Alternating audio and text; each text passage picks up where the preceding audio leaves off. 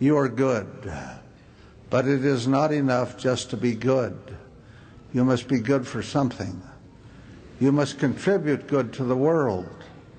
The world must be a better place for your presence, and the good that is in you must be spread to others. I do not suppose that any of us here this day will be remembered 1,000 years from now. I do not suppose that we will be remembered a century from now. But in this world so filled with problems, so constantly threatened by dark and evil challenges, you can and must rise above mediocrity, above indifference. You can become involved and speak with a strong voice for that which is right.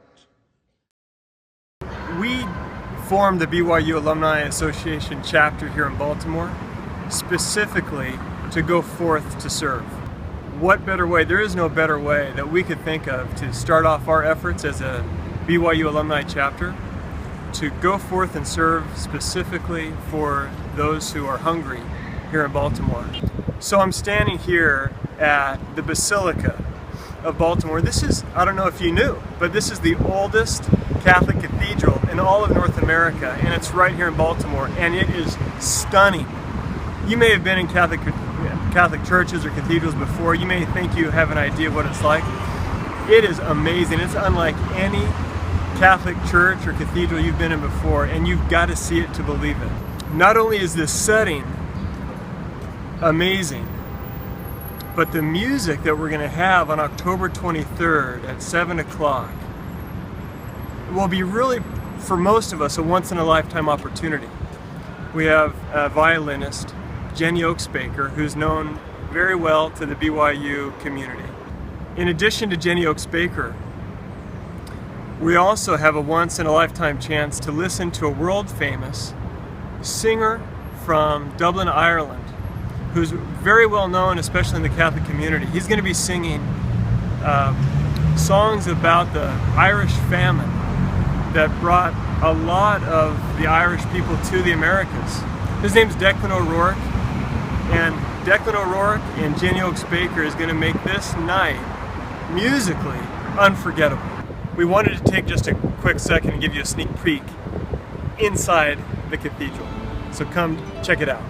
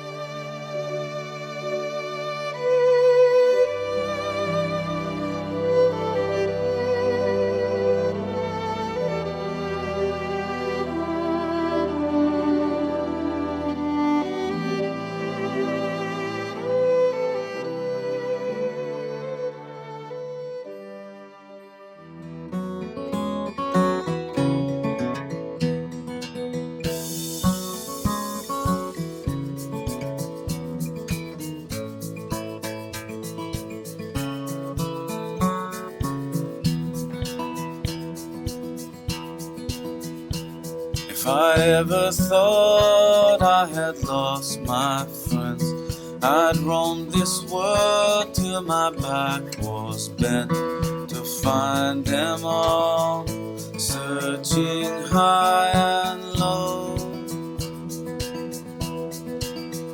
You can never have enough friends, this much I know.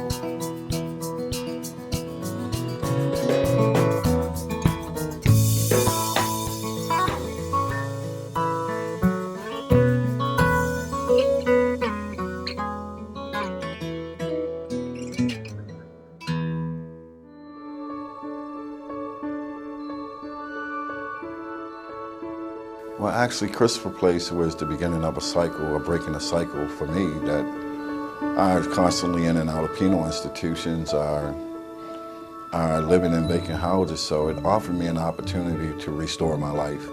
And what had happened is that it gave me a place to come, provided meals for me in my times of hardship, provided clothes for me, gave me excellent schooling, teaching me how to become job readiness, teaching me about a lot of our behavior problems that I had, and definitely they were very instrumental in allowing me to identify with the drug addiction that I had. I started seeing life differently. I started seeing some place that really cared about me and had my best interests, and it gave me an opportunity to really start investing in my life again.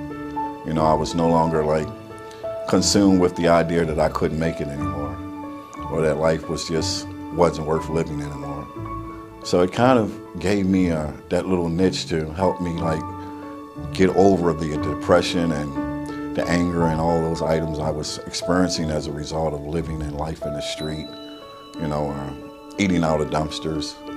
I come from one of those places that, as I sit here, I'm really in a state of gratitude, because Christopher Place was the beginning of that journey. It altered the course of my life. It gave me a place, and it didn't ask anything of me except to follow the direction that they were giving. Everything else was provided. I mean, there's not a lot of places you can go and you can get 3 meals a day, and you can get clothing, and you can get an education on how to improve the quality of your life.